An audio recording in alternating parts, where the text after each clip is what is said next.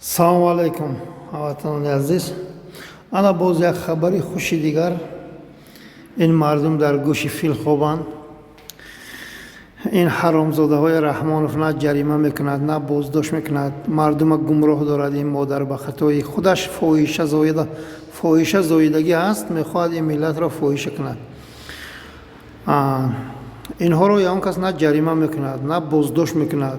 инҳо ошкор фарзандои шумои ҷоҳилу нодон карда ба роҳи фоҳишагӣ яъне раҳсипор доранд.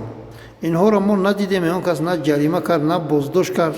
инҳоро қасдан бироварда ин миллатро ҷоҳилу гумроҳ карда, яъне расонаҳо дар интернет ошкор гузоштагианд ки инҳо мардуми моро ҷоҳилу нодон кунанд. марҳамат, то кае хомӯш меистед? чаро ҳадди ақал шумо наменависен ягон чи ки инҳоя боздошт кунанд? то кая тарсончагӣ, то кая иҷозати наслро фоҳиша кардан?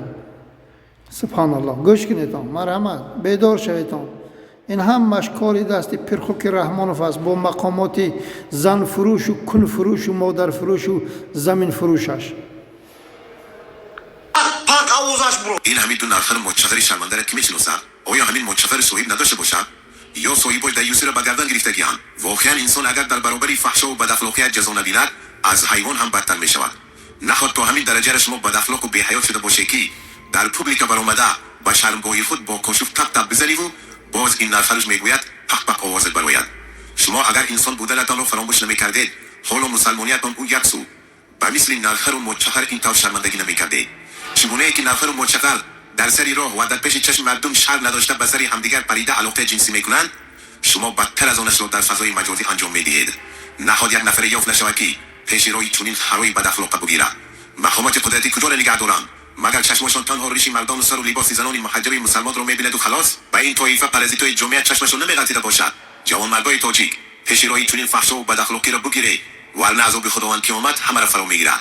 این را یقین بدانید این وعده پروردگار است. بله، 97% مقامات قدرتی مادر فروش و کن فروش و زن فروش و فاحشه هستند. اگر آنها یک ذره از الله میترستند، یک ذره مادر و خواهر تاجیک احترام میکردند، این حرامزاده ها را نمیگذاشتند که تا این درجه کار نمیرسید. الله با پرخوک رحمانوف شما فاحشه های مقامات و غمنیت را لعنت کند. شما حرامزاده ها دشمن این ملت هستند. شما را اکثریت را به نکاح مادرتان تولد کرده است. شما حرامزاده هستند. سردارتان حرامزاده که است از قد راه به دنیا آمده است. پرخوک رحمانوف شما هم فاحشه، شما هم حرامزاده، شما هم ولد زنا هستند. بار دیگر تکرار میکنم، الله شما حرامی ها را لعنت کند. الله مهربان روزی داغستان را به سر شما حرامزاده ها بیارد که شما سرازیر شوید. شما حرامزاده ها تگی خاک و سنگ و قلوخ و لای مانند. بعد فهمین که این دنیا صاحب دارد، صاحبش الله پاک است. الله لعنتتان کنه شما حرامی های، شما مادر به خطا های، شما دشمن های ملت تاجیک. این پرخوک نسل ما را شرمنده دارد. امروز تمام مردم خاموشند. این مردم من باوری ندارم که اجازه دهند که فرزنداشون فاحشه و گمراه و بی‌ناموس و بی‌شرف شوند.